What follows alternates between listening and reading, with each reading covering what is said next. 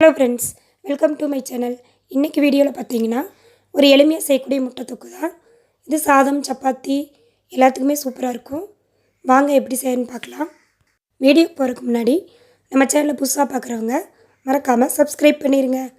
ஒரு மிக்ஸி ஜாரில் ஒரு தக்காளி பழம், பெரிய வெங்காயம், கொஞ்சமாக கருவேப்பிலை, கொஞ்சம் மல்லி இலை, பச்சை மிளகா எல்லாத்தையும் கட் பண்ணி சேர்த்துக்கலாங்க. கொஞ்சமாக தண்ணி சேர்த்து ஓரளவுக்கு கொரகொரப்பாக இருக்கிற மாதிரி அரைச்சிட்டு வந்துக்கலாம்.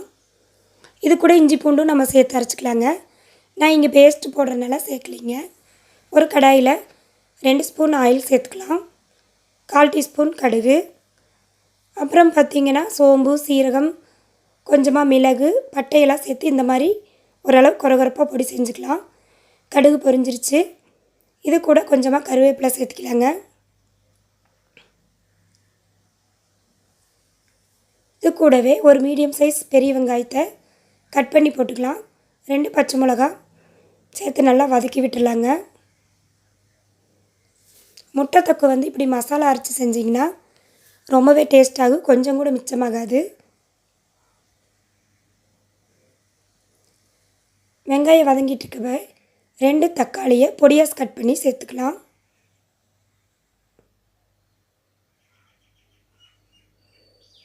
வதக்கி விட்டுடலாங்க.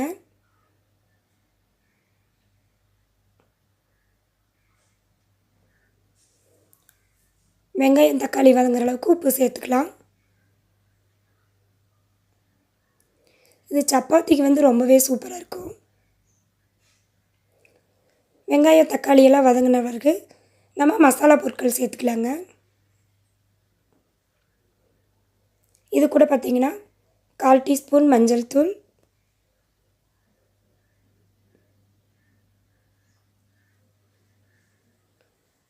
1/2 டீஸ்பூன் மிளகாய்த்தூள் சேர்த்துக்கலாங்க. தனி மிளகாய்த்தூள் தான். கொஞ்சமாக ஜீரகத்தூள்,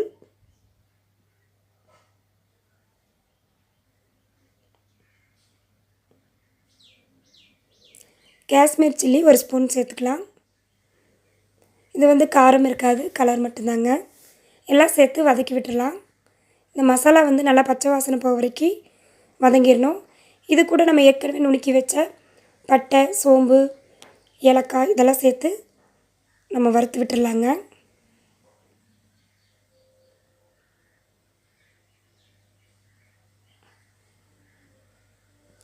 இது கூட நம்ம பச்சையாக அரைச்ச மசாலா சேர்த்து நல்லா வதக்கி விட்டுடலாம். டெய்லி நம்ம சப்பாத்திக்கு என்ன சைடிஷ் செய்கிறதுன்னு யோசிக்கவே வேண்டாங்க. இந்த மாதிரி சிம்பிளாக 4 முட்டை இருந்தால் போதும், ஜம்முன்னு ஒரு முட்டை தொக்கு செஞ்சிடலாம். அதே மிக்ஸி ஜாரை கழுவி கொஞ்சமாக தண்ணி சேர்த்துக்கலாம்.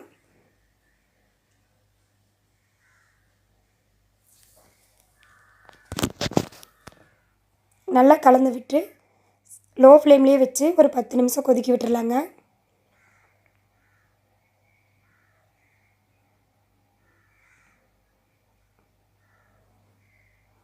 இப்போது தொக்குக்கு தேவையான உப்பு சேர்த்துக்கலாம்.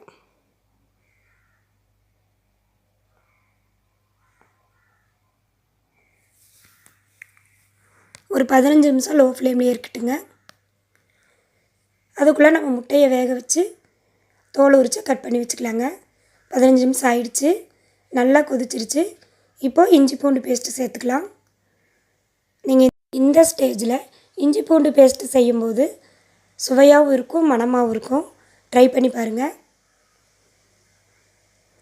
இங்கே 4 முட்டையை வேக வச்சு தோல் உரித்து வச்சுருக்கோம்.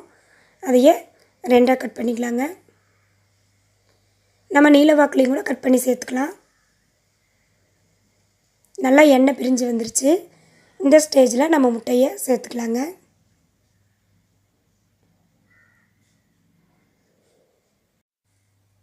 இந்த முட்டையை சேர்த்துட்டு 1 நிமிஷம் அப்படியே லோ ஃப்ளேம்லேயே விட்டுடணும். அதுக்கப்புறம் லேசாக நம்ம திருப்பி விட்டுக்கலாங்க. அப்போ தான் இந்த மசாலா முட்டையில் நல்லா பிடிக்கும்.